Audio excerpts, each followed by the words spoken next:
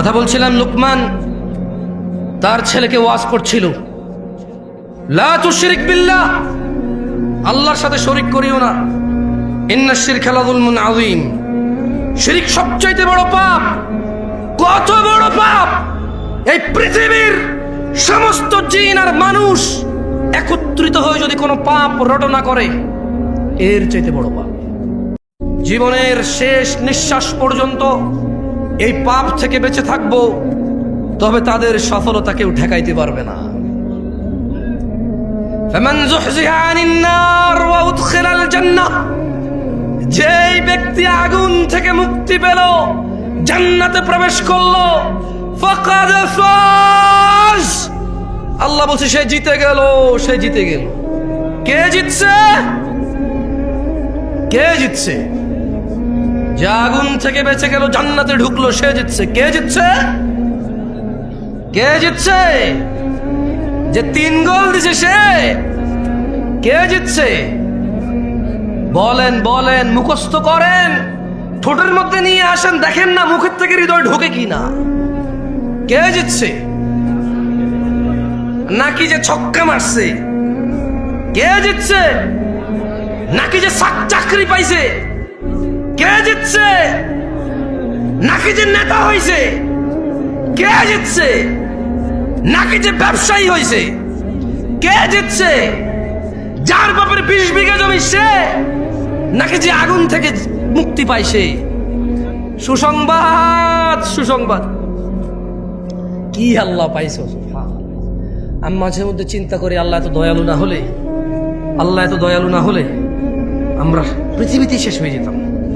আল্লাহ তাআলা কোরআনে বলছেন, মনোযোগ দিয়ে শোনেন, ইল্লা মান তাব, ও চোরের দলেরা, ও জানাখোররা, ও নেশাগ্রস্তরা, ও অত্যাচারীরা, ও জালেমরা, ও ইসলাম বিদ্বেষীরা, ও আল্লাহদ্রোহীরা, ইল্লা মান তাব, সুযোগ, সুযোগ, মহা সুযোগ, অফার, অফার, বিশাল অফার।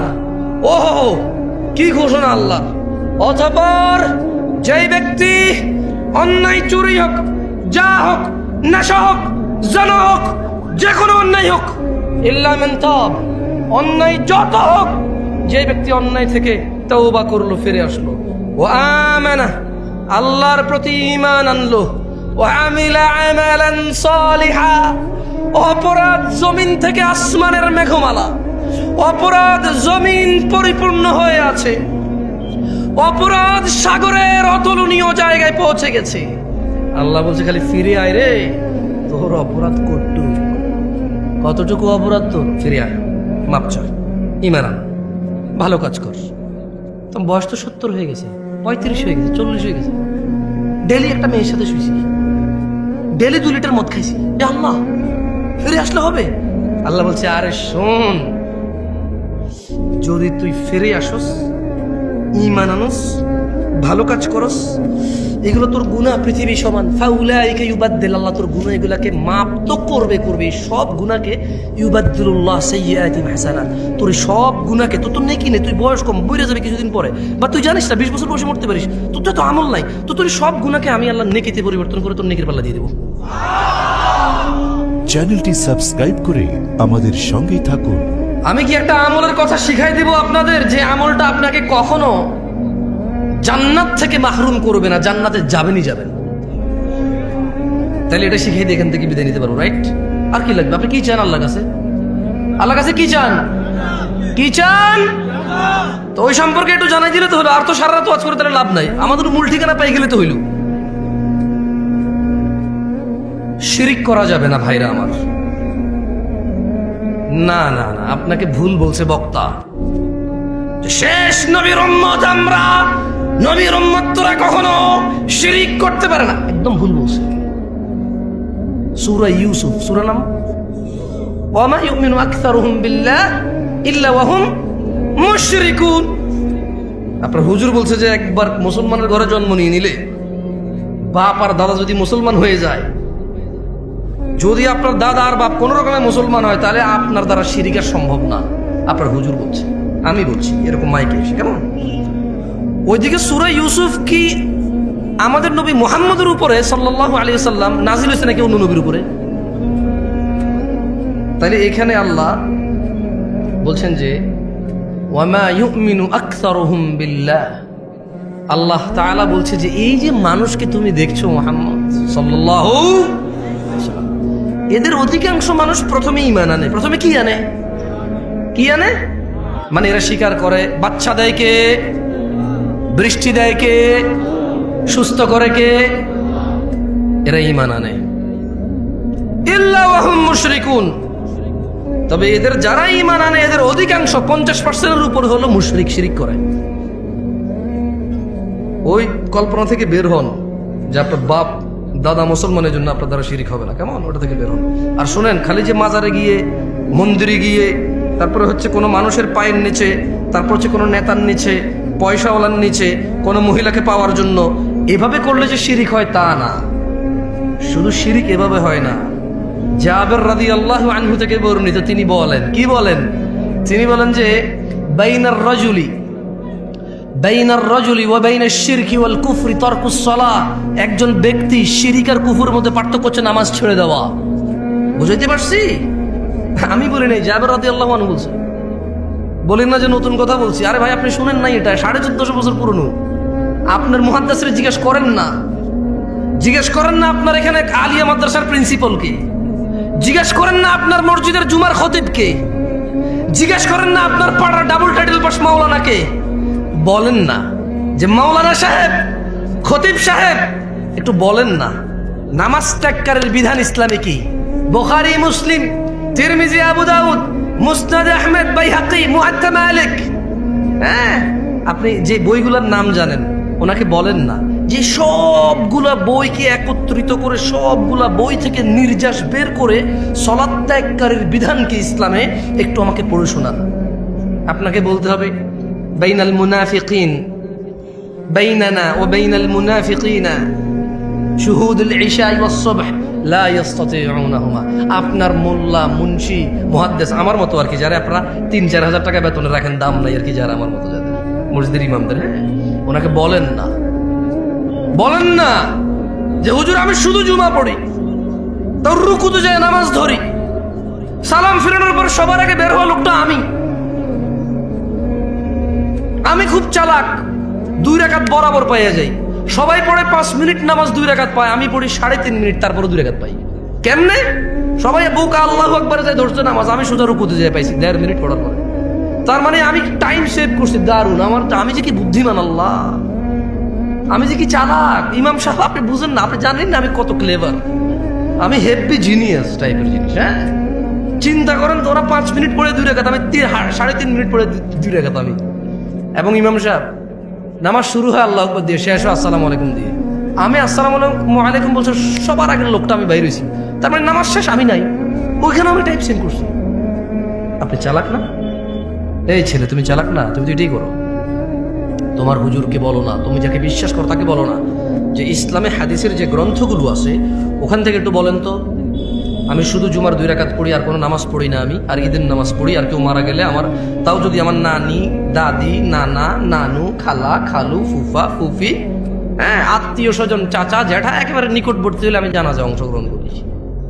এর বাইরে আমি নামাজ পড়ি না। আমার বিধান কি ইসলামে? শুনেন, আপনার হুজুর থেকে শুনে নিয়েন, শুনে নিয়েন আপনার আলেম থেকে, শুনে নিয়েন আপনার বিশ্বস্ত মানুষটা থেকে, যাকে আপনি শ্রদ্ধা করেন। আজকে আমাকে নিয়ে আসছেন, আমি বলে দিই, দেখিয়ে এগুলো এসে বলতে হবে। যদি সে আপনাকে আদর করে এইভাবে মাথা ঘুরে বলে যার সমস্যা নেই, ঠিক হয়ে যাবে, তো ওনার ব্যাপার। আর যদি বই থেকে নিয়ে আসে কথা, কোথায় থেকে? বই থেকে নিয়ে আসতে বলবে যে বাইনানা ওয়া বাইনাল মুনাফিকিন শুহুদুল ইশাই ওয়াস সুবহ লা ইস্তাতিউনাহুমা। বলতে হবে যে আল্লাহর নবী বলছে আমাদের মুসলমানদের আর মুনাফিকদের মধ্যে পার্থক্য হচ্ছে ফজর আর ইশায় উপস্থিত হওয়া। লা ইস্তাতিউনাহুমা, মুনাফিকরা ফজরে আর ইশায় উপস্থিত হতে পারে না। আল্লাহ নবী মুনাফিক বলছেন। আপনি আজকে শুনছেন এটা? কি বলেন? 1450 বছর পুরনো। এটা আমি বলতে হচ্ছে কেন জানেন? আপনি বলুন যে দূরের থেকে কোন ছেলে আসছে, বাপ দাদা 14 গোষ্ঠী শুনি নাই, ও নতুন কথা কয়। না না, আপনি শুনছেন আজকে, এইটা নতুন কথা না। এটার বয়স 1450 ক্রস করছে। কেমন? মানে আপনার আব্বার আব্বা, তার আব্বার আব্বা, তার আব্বার আব্বা, তার আব্বার আব্বা, তার আব্বার আব্বা, তার আব্বার আব্বা, তাদের সবার আব্বার আব্বার আগে কথা এটা। আপনি বলবেন যে কি কথা বলে, বাপ দাদার জন্ম শুনে নেই। আর দূর, তোমার বাপ দাদার 14 গোষ্ঠীর 14 বার যোগ্য লেয়ার আগের কথা এটা। এত পুরনো কথা তুমি শুনো নাই কখনো, সময় পাও নাই শুনতে। এটা বলতে হবে। আরেকটা কি বলবে?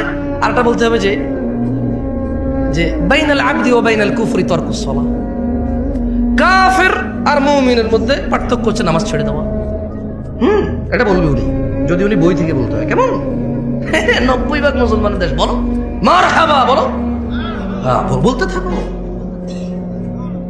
তোমার ক্ষমতা অনেক না, তুমি নিজেকে নেতা বললে নেতা, সুদর্শন বললে সুদর্শন, কবি বললে কবি, লেখক বললে লেখক, তুমি তো বলো নিজেকে মুসলমান মুমিন, বলো তোমার মর্জি। কিন্তু মনে রাখবা, ইয়াউমা লা তামলিকু নাফসুন লিনাফসিন শাইআ ওয়াল আমরু ইয়াউমাইযিন লিল্লাহ। ওই দিনকে ভয় করো যেদিন কোন মানুষের কোন ক্ষমতা কোন কাজে আসবে না। একচ্ছত্র মালিকানা সিদ্ধান্ত নেওয়ার ক্ষমতা থাকবে কার? ওই দিনকে ভয় করো। ওই দিন মুসলমান বললে মুসলমান হওয়া যাবে না। আল্লাহর নবী বলে গেছে যে নামাজ ত্যাগ করে সে কুফরি করে। এখন বলবো জামশেদ মজুমদার এসে ফতোয়া দিয়েছে নামাজ ছাড়লে কাফের। আমি কখন বললাম রে ভাই?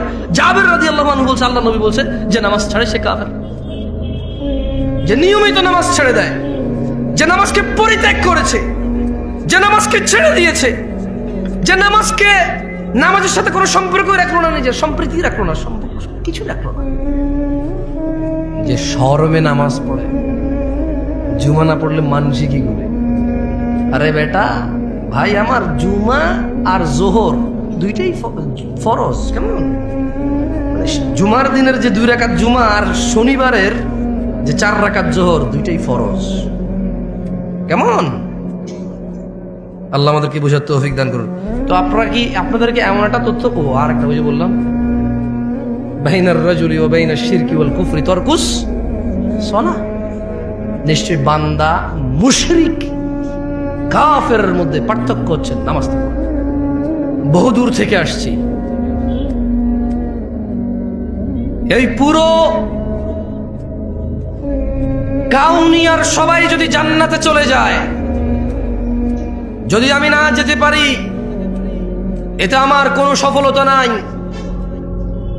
এই পুরো কাউনিয়ার সবাই যদি জাহান্নামের নিম্ন স্তরে চলে যায়, যদি আমি মুক্তি পেয়ে যাই, এতে আমার কোনো লস নাই।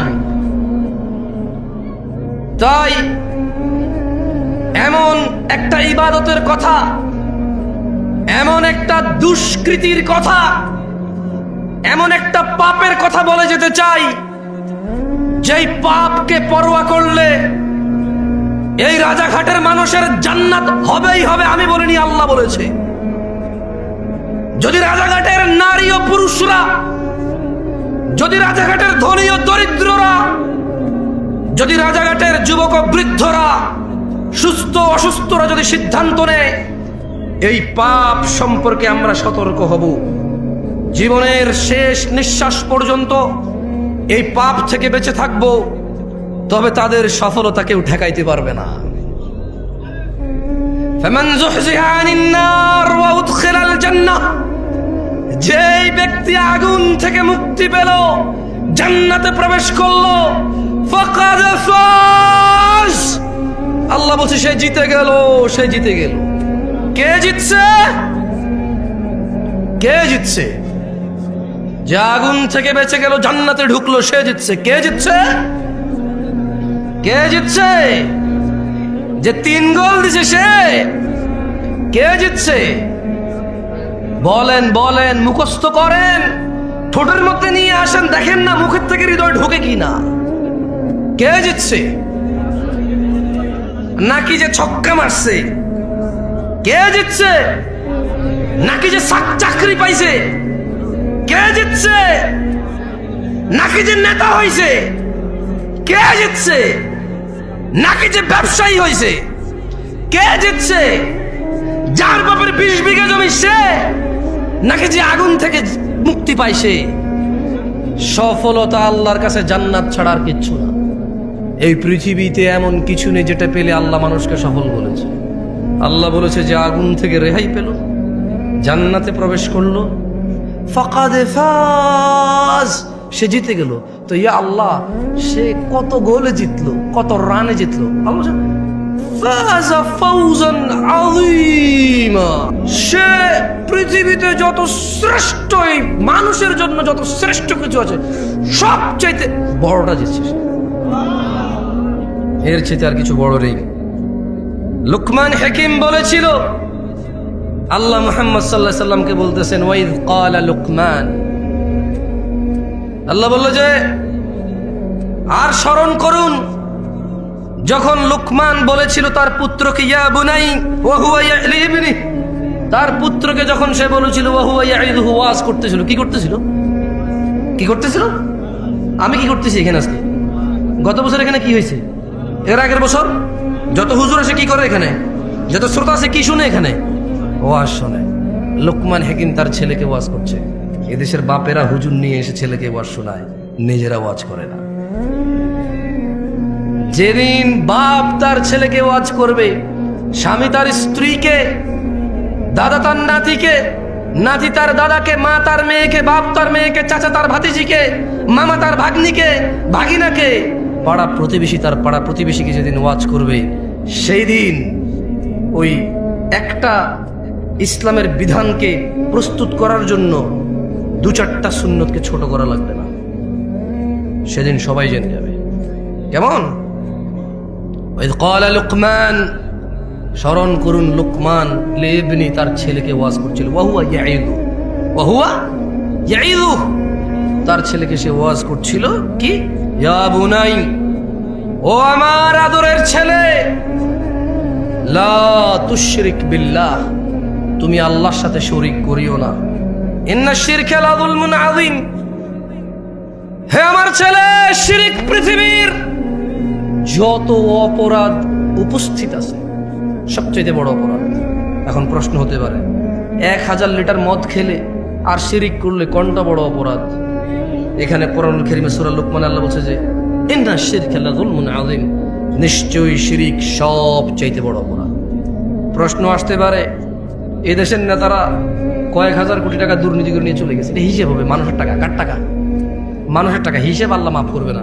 যার টাকা মারছে তারা মাপ করবে তারা, যদি তারা মাপ না করে তাহলে তাদেরকে নেকি দিয়ে দিতে হবে। যদি ওই লোকের কাছে, নেতার কাছে আর নেকি নাই, তবে এই দেশের নেতাদের কাছে বহু নেকি আছে। বলেন তো কেন? এই মসজিদ মাদ্রাসার লোকেরা নেতার কাছে যায় 2 লাখ টাকার জন্য দাঁড়ায় থাকে। ওর বাপ কি করতে রে, তুই যে 2 লাখ টাকার জন্য গেলি, কোথেকে টাকা আনবে? এই ওর বাপ কি করতো আমি চিনি না, ওর বাবা নেই, ও নিজে কি করতো? এই মসজিদে 1 লাখ, ওই মাদ্রাসায় 2 লাখ, ওই স্কুলে 5 লাখ, ওই এতিমখানা মেয়ের বিয়েতে 10 লাখ আনে কোথেকে রে টাকা? ওর বাপের কয় বিঘে জমি ছিল রে? ও কি ব্যবসা করে? কত ব্যবসার নাম? ওর কাছে যায় দাঁড়ায় থাকো টাকার জন্য। তো টাকা যেহেতু দিচ্ছে, যেখান থেকেই আনে, যেহেতু টাকা দিচ্ছে, এ ভাই আমি আওয়ামী লীগ বিএনপি বলছি না ভাই, চোর বদলানোর কথা আমি বলি না, কি বদলানোর কথা আমি বলি না।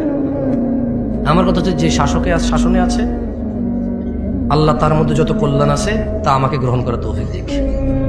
তার ভিতরে যত অনিষ্টতা আছে আল্লাহ তা থেকে আশ্রয় দিক। আমি তার সাথে পাঙ্গা ঝামেলা যেতে চাই না। তার ভিতরের ভালোটাকে ব্যবহার করে সমাজকে সুন্দর করতে চাই, তাকে সংশোধন করতে চাই, তাকে বদলাতে চাই না। কি করতে চাই না? বদলাতে চাই না, কারণ আমি নামই জানি না তাকে বদলায় কাকে নিয়ে আসবো, সবাই চলে।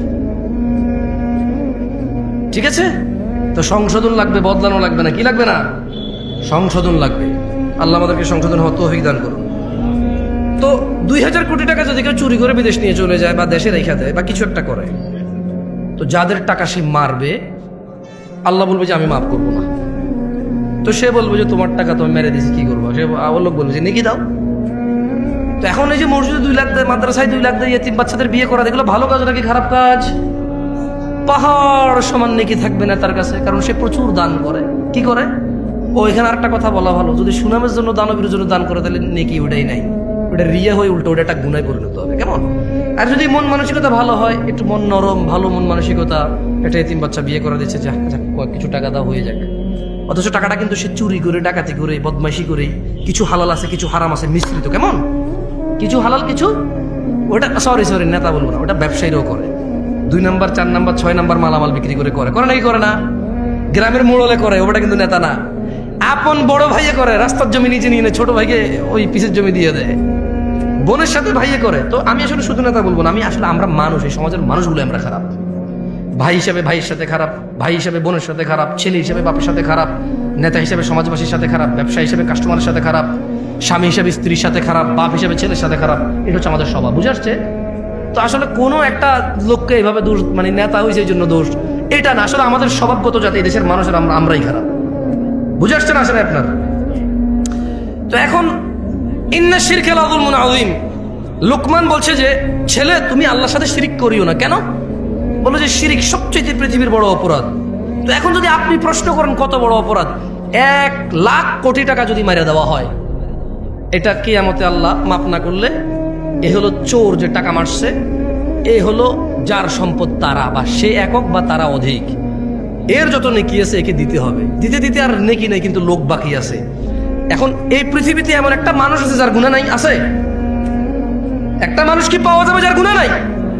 তো এখন এই যে ওই যে চোর বাটপার অন্যের হক মাইরা খাইছে, এর কাছে আর নেকি নাই, এখন লোক বাকি আছে যাদের হক এর কাছে রয়ে গেছে, এদের গুনাহগুলো সব এর কাছে আসবে। ইন্না লিল্লাহি ওয়া ইন্না ইলাইহি রাজিউন। সেই নেকির পাহাড় নিয়ে এসে মানুষ সবার গুনাহ নিয়ে গুনার পাহাড় নিয়ে যাবে। এবারে আসেন, এরপরে কি হবে? এর সমস্ত নেকি শেষ, সব মানুষের গুনাহ এর কাছে চলে আসছে, এইবার কি হবে ওর? এটা প্রশ্ন থাকতে পারে না? ধরে নেন ওর শিরিক করে নাই, কি করে নাই? কি করে নাই? আল্লাহ বলছে যে ইয়াগফিরু লিমান ইয়াশা, যাকে খুশি মাফ করে দেবে। বুঝাতে পারি নাই কি বলছে আল্লাহ? আরে ভাই, চোরদেরকে উৎসাহিত করতেছি না, ভুল বুঝিয়েন না আপনারা। আবার অধিকাংশ চোরই মুশরিক বেনামাজি, অধিকাংশ চোর মুশরিক বেনামাজি, অধিকাংশ চোর ডাকাত আল্লাহকে অস্বীকার করে। আচ্ছা, একটা কথা বলি আপনাকে, মাশাআল্লাহ আপনারা একটু ঠান্ডা চুপ আছেন, একটু মনোযোগ দিয়ে শোনেন। জেনা করা কি? ন্যাংটা থাকা কি? ন্যাংটা থাকা কি? আরে আমি নাস্তিক, আমরা ন্যাংটা থাকা কি? গুনাহ। গুনাই তো, হারাম তো গুনাই। শরম না? শরম না? শুকর খাওয়া কি? আচ্ছা, কালকে বাংলাদেশের বইতে লেখা হলো, আমি ওয়াল্লাহি, আল্লাহ সাক্ষী, আল্লাহ সাক্ষী, কসমে বিল্লাহি তাআলা, আল্লাহকে সাক্ষী রেখে বলছি, আমি বর্তমান যে সরকার বা এর আগের সরকার বা পরে কি আসবে আমি এত নট অফ কনসার্ন না। ধরেন এই যে শিক্ষা নীতিমালা হয়, অনেক কিছু বইতে আসতেছে, যেমন এদেশের সায়েন্স আর্টসের অনেক বইতে লেখা আছে সব ধর্ম ম্যান মেড, মানুষের বানানো ধর্ম, কেমন লেখা আছে বইতে। আপনি কি করবেন? কি করবেন আপনি? টিচার পড়াবে না? এটা পড়াবে, ছাত্ররা পড়বে। ধরেন কালকে বইতে লিখলো, বছরে একটা দিন আমরা নির্ধারণ করব, ওই দিনের নাম দিব আমরা দুঃখ ভোলা দিবস। কি ভোলা দিবস দিব? আরে ভাই, যারা মাতাল তারা সবাই কেন খায়? দুঃখ ভোলার জন্য খায়। বুঝতে পারছি না? পারি নাই? একটা সিগারেট খোর পর্যন্ত সিগারেট খায় দুঃখ ভোলার জন্য। কি বলার জন্য? দুঃখ ভোলার জন্য। তো ধরেন এরকম একটা দিবস চালু হলো তর্কের খাতিরে, যে বছরে একদিন আমরা সবাই সুন্দর করে সেজে গুজে মেয়ে ছেলে একাকার হয়ে আমরা দুঃখ ভোলা দিবস পালন করব। ধরেন টিচাররা এটা শিখাবে, বাচ্চারা বলো তো দুঃখ ভোলা দিবস কোন দিন? আমরা বললাম অমুক দিন। এরপর আমরা সবাই আইলাম, বাপের থেকে 200, 500, 1000 যেই টাকা বিয়ার পাওয়া যাবে, মদ পাওয়া যায়, সবাই 1 বোতল 2 বোতল করে নিয়ে আইলাম। নিয়ে আয়া আমরা সবাই একসাথে হইলাম, হয়ে আমরা কি পালন করব? দুঃখ ভোলা দিবস। আপনি আপনার বাচ্চাকে মদ কিনে দিবেন? দিবেন না? কেন? কেন? ও আচ্ছা, হারাম। মাশাআল্লাহ, ইউ কেয়ার অ্যাবাউট দ্য হারাম। আপনি হারাম সম্পর্কে পরোয়া করেন। জাযাকুমুল্লাহ খায়র। শুনে খুব ভালো লাগলো। আচ্ছা, ধরে নেন পরশু একটা দেশে, এই দেশ না জানি, এই দেশ নিয়ে কথা বলে খুব বাবরে বাপ ঝামেলা আছে। আচ্ছা, উদাহরণের মধ্যে যে কোনো দেশ হইলেই হইলো, কেমন? আমরা একটা দেশের নাম দিলাম কল্পনা। ও না, ওটা মনির খানের হয়ে যাবে পরে, সমস্যা। কি নাম দেওয়া? একটা দেশের নাম দেন তো, মানে কাল্পনিক। ভাই, এটা বাংলাদেশের ভিতরে, আমি এই দেশ নিয়ে কথা বলতে চাই না, আমি পাগল। এত বড় ভুল আমি করবো না, দাঁড়ান। টংটাং। কারণ টংটাং দেশে যে কোনো কিছু হইতে পারে। যে দেশের নাম টংটাং সেই দেশে যে কোনো কিছু হইতে পারে। এখন একটা দেশের নাম ধরে নেন টংটাং, ওই দেশে কিছু মুসলমান বসবাস করে, কিছু হিন্দু বসবাস করে, কিছু বৌদ্ধ বসবাস করে, কিছু খ্রিস্টান বসবাস করে, কিছু নাস্তিক বসবাস করে, কিছু ইহুদি বসবাস করে, নাসারা বসবাস করে, বহু ধর্মের ধর্ম মানে না বসবাস করে।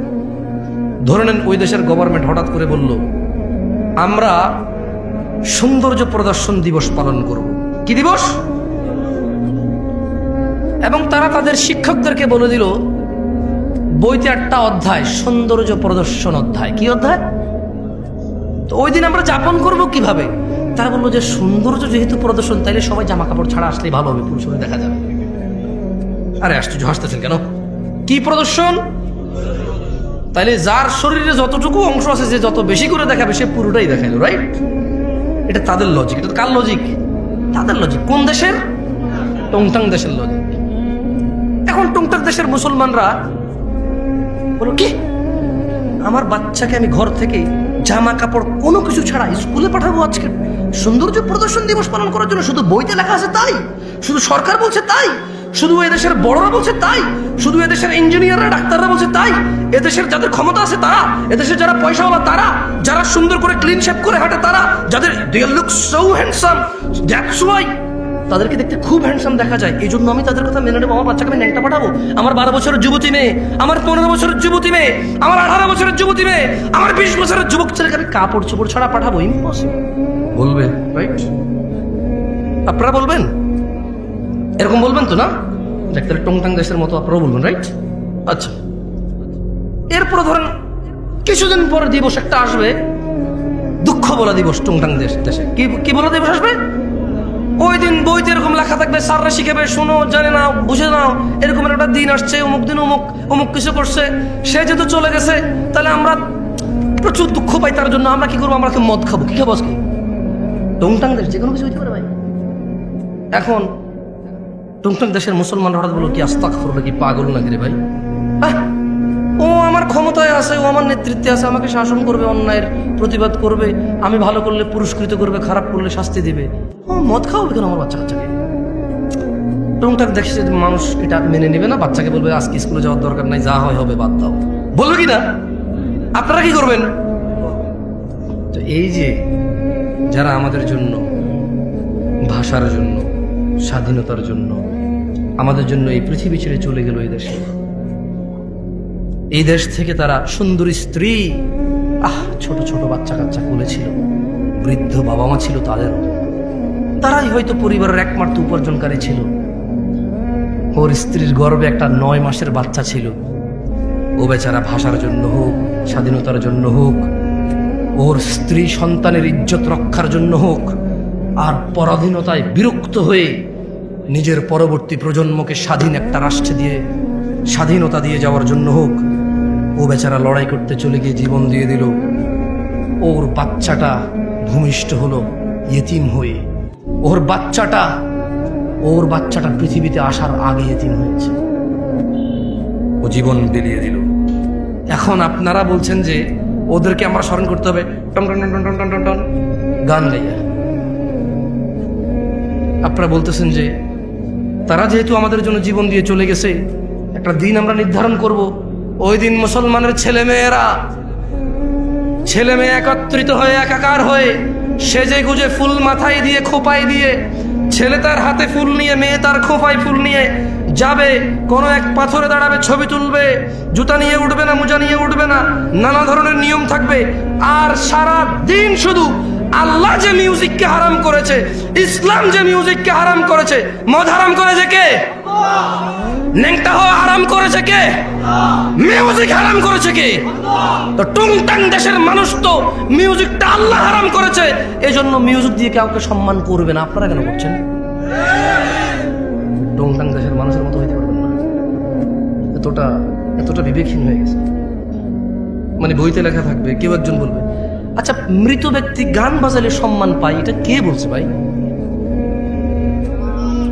মিউজিক বাজাইলে যে আমার জন্য উৎসর্গ করেছে তার প্রাণ, যে আমার মাথার মণি, যে আমার আবেগের জায়গা, আল্লাহ তাদের উপর সবার উপর সন্তুষ্ট হন, জান্নাত দান করুন।